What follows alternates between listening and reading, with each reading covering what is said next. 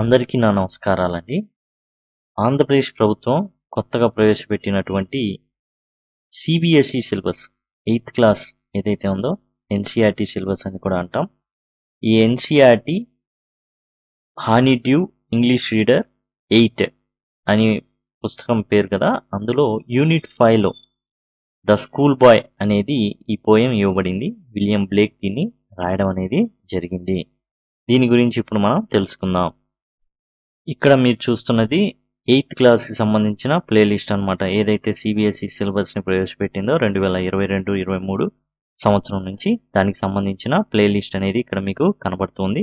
As well as గ్రామర్కి సంబంధించిన playlist కూడా ఇవన్నీ కూడా డిస్క్రిప్షన్లో ఇవ్వబడతాయి. మీకు అక్కడ నుంచి యాక్సెస్ చేసుకోవచ్చు. అంటే క్లిక్ చేసుకొని ప్రతిదీ మీకు ఏ లెసన్ కావాలంటే ఆ పాఠం కేవలం 6 నిమిషాలు అట్లా నేర్చుకోవచ్చు. అట్లానే గ్రామర్ అంశం, ప్రతి గ్రామర్ అంశాన్ని కూడా చాలా వివరంగా చెప్పబడింది అయ్యి ఉంటాయి. యాజ్ వెల్ యాజ్ గ్రామర్కి సంబంధించిన పాయింట్స్, ఆన్సర్స్ అండ్ ఎక్స్ప్లెనేషన్స్ ఇవన్నీ కావాలంటే మీకు పీడిఎఫ్ రూపంలో కావాలన్నా కూడా మీరు పర్చేస్ చేసుకోవచ్చు. 8th క్లాస్ సంబంధించిన గ్రామర్ కాంపిటేటివ్ ఎగ్జామ్స్కి ఎట్లా అడుగుతారు ఏంటి అనేది ఇక్కడ నుంచి పర్చేస్ చేసుకోవచ్చు. ఇక స్కూల్ బాయ్ విలియం బ్లేక్ రాయడం జరిగింది. విలియం బ్లేక్ యాక్చువల్గా చాలా ఫేమస్ పోయిట్ అనమాట. యాక్చువల్గా తాను జీవించి ఉన్న కాలంలో తన గురించి యాక్చువల్గా ఈ పోయమ్స్ ఇవన్నీ రాశాడని ఎవరికి తెలియదు. కాకపోతే ఇతను పోయిట్తో పాటు పెయింటర్ కూడా. కాబట్టి ఏం జరిగిందంటే ఈ రొమాంటిక్ పీరియడ్ ఏదైతే ఉందో, రొమాంటిక్ ఏజ్, దాన్ని ఆ ఏజ్లో ఉన్నాడు ఇతను చనిపోయిన తర్వాత ఇతని యొక్క పోయమ్స్ కానివ్వండి, ఇతని వర్క్స్, పెయింటింగ్స్ బయటకు వచ్చినాయి. అవన్నీ కూడా చాలా రొమాంటిక్ ఏజ్కి చాలా దగ్గరగా ఉంటూ అండ్ యాజ్ వెల్ యాజ్ వాటిని ఈజీగా అర్థం చేసుకోవడానికి ఉపయోగపడింది విలియం బ్లేక్ యొక్క పెయింటింగ్స్ కానివ్వండి, పోయమ్స్ కానివ్వండి. ఈయన 1757లో జన్మించడం జరిగింది. 1827లో మరణించారు. ఇక ఆయన రాసిన ప్రసిద్ధ ఏవైతే వర్క్స్ ఉన్నాయో ఏంటంటే songs of innocence and experience, marriage of heaven and hell, the four Zoas, Jerusalem, Milton and did those feet in ancient time. ఇవి విలియం బ్లేక్ రాసింది. ఇప్పుడు మనం స్కూల్ బాయ్ గురించి చెప్పుకోబోతున్నాం. స్కూల్ బాయ్ అంటే మనకు అర్థమైపోతుంది స్కూల్కి వెళ్ళే పిల్లాడు అనేసి. I love to rise in a summer morn అంటే మార్నింగ్ అని అర్థం అనమాట.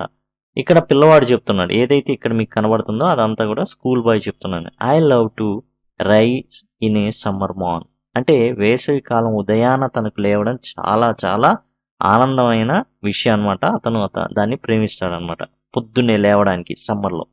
When the birds Singh on every tree, ఎందుకని అంటే అప్పుడు ప్రతి చెట్టు మీద పక్షులు ఏం చేస్తూ ఉంటాయి, చక్కగా కిలకిల రావాలు చేస్తూ ఉంటాయి, అంటే పాటలు పాడుతూ ఉంటాయి. The distant huntsmen winds his horn, దూరాన్న ఉన్న వేటకి వెళ్ళే వ్యక్తి ఏం చేస్తాడు, బోర ఊదుతాడు అనమాట, కొమ్ము ఊదడం అనమాట. అంటే అది పెద్ద శబ్దాన్ని చేస్తుంది, మిగతా వాళ్ళకి సిగ్నల్ అనమాట. And the Skylark sings with me, ఇక్కడ మనకి మన ఆంధ్రప్రదేశ్ కానీ చూసుకుంటే జనరల్గా ఏం జరుగుతుంది, ఎండాకాలం రోజున తెల్లవారగానే కోయిల కూ కూ అని అరుస్తూ ఉంటుంది. అట్లానే అక్కడ కూడా ఏంటంటే స్కైలార్క్ అనే పక్షి పాడుతూ ఉంటుంది. ఎట్లా అయితే కోయిల పాడుతుందో ఆ విధంగానే తాను కూడా పాడుతుంది, ఆ స్కైలార్క్ కూడా పాడుతుంది. O what a sweet company, బా ఎంత ఆనందమైన స్నేహితుడు ఎవరు, స్కైలార్క్. ఎందుకని ఇతను కూడా వెళ్ళి కూ అన్నాడు అనుకోండి, అది కూడా కూ అంటుంది. అంటే స్కైలార్క్ కూ అని అంటుందని కాదు, బట్ జస్ట్ లైక్ ఎట్లా అయితే మనం కూ అంటే కోకిల కూడా కూ అంటుంది, మనకి రెస్పాన్స్ ఇస్తుంది అనుకుంటామో ఆ విధంగా అనమాట. కాబట్టి మంచి కంపెనీ అంటే మంచి స్నేహం అనేది మాకు కుదిరింది. Next, but to go to school in a summer మాన్, కానీ ఈ యొక్క వేసవికాల ఉదయాన్నే బడికి వెళ్ళడం అనేది, O it drives all joy away, నాలో ఉన్న ప్రతి సంతోషాన్ని ఏం చేస్తుంది, అది తీసివేస్తుంది. అంటే cruel eye outworn, cruel eye outworn. ఇక్కడ క్రూయల్ ఐ అవుట్ వాన్ అంటే ఎవరంటే ఇక్కడ మీరు చూశారనుకోండి, క్రూయల్ ఐ ఎవరో కాదు, టీచర్ అనమాట. క్రూయల్ ఐ అంటే టీచర్. ఒక కఠినమైన కన్ను ఉంటుంది, ప్రతి ఒక్కరిని చూస్తూ రూల్స్ అండ్ రెగ్యులేషన్స్ పిల్లల్ని కూర్చోబెట్టేసి ఆ విధంగా ఏం చేస్తుంది, the little one spend the day in sighing and dismay, నిట్టూరుస్తూ బాధలో గడుపుతూ ఉంటారు పిల్లలు. ఎందుకని సమ్మర్ మార్నింగ్ అంటే మనకి యాక్చువల్గా సమ్మర్లో సెలవులు ఉంటాయండి. ఇది బ్యాక్గ్రౌండ్ ఏంటంటే బ్రిటన్ అనమాట, ఇంగ్లాండ్. ఇక్కడ మనకి సెలవులు అనేవి చలికాలంలో ఇస్తారు. సమ్మర్లో స్కూల్కి వెళ్ళాలి.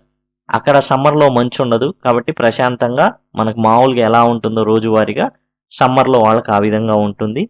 అండ్ మనకి ఎట్లయితే ఎండలు పేలిపోతాయో వాళ్ళకి అక్కడ చలికాలం మంచు కురిసి ఆ, చాలా అంత సాఫీగా సాగదు, అందుకని సెలవులు ఉంటాయి అన్నమాట. కాబట్టి అంత సాఫీగా సాగిపోతున్న రోజుల్లో స్కూల్కి వెళ్ళడం అనేది ఇతనికి ఏమాత్రం కూడా నచ్చట్లేదు. Then at times I drooping sit. ఏం చేస్తాను, అలా కూర్చుంటాను. ఎలా? డ్రూపింగ్, వంగిపోయి, చాలా బాధతో వంగిపోయి కూర్చుంటా కొన్నిసార్లు. And spend many and anxious hour. గంటలు గంటలు చాలా ఆదుర్దాగా నేను గడుపుతూ ఉంటాను. ఎందుకని? ఎప్పుడు అవకాశం వస్తుందా బయటికి వెళ్ళిపోదాం అనేసి అనమాట. అంటే తాను తన స్కూల్లో ఉండడానికి ఏమాత్రం ఇష్టం లేదు.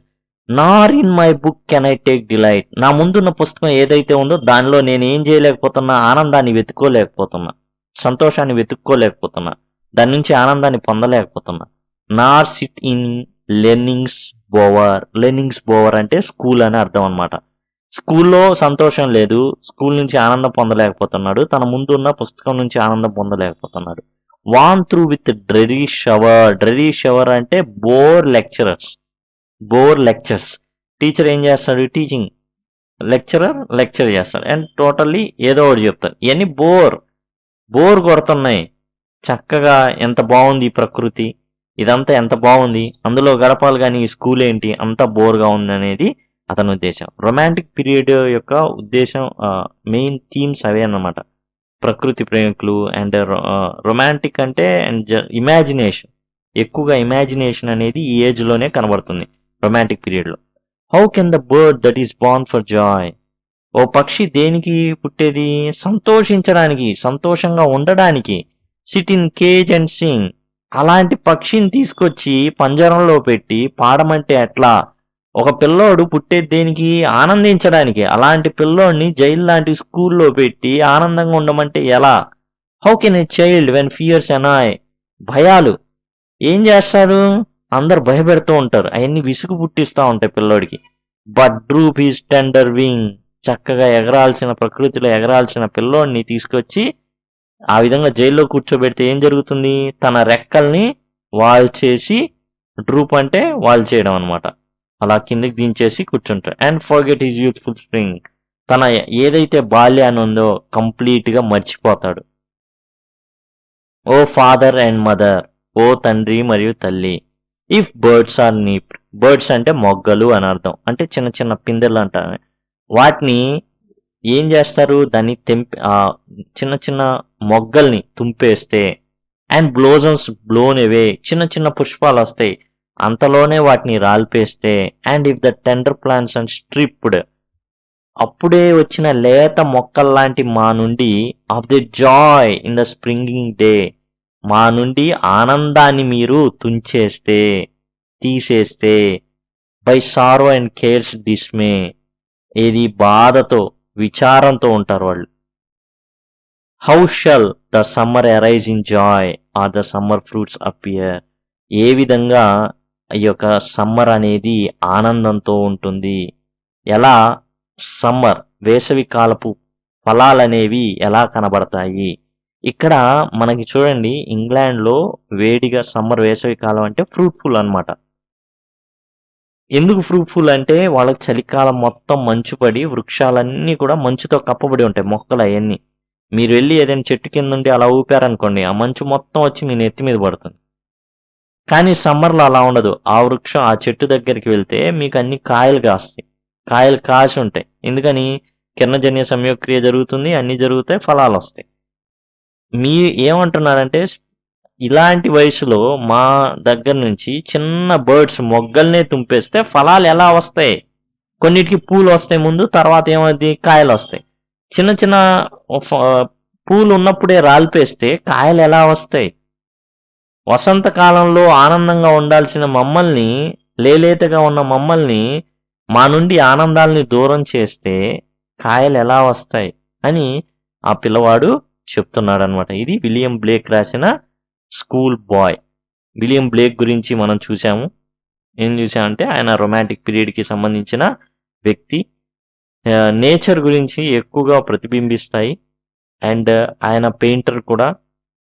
ఇక మనం ఆయన రాసిన రచనలు అవన్నీ చూసాం. ఇక్కడ మీరు చూసినట్లే మొదటి నుంచి ఒకసారి మనం చూసినట్లయితే సమ్మర్ మార్నింగ్ లేచి లేవడం అనేది చాలా ఇష్టం. ఎందుకంటే పక్షులు కిలకిల రావాలు చేస్తూ ఉంటాయి. స్కైలాక్స్ తనతో పాడుతూ ఉంటుంది.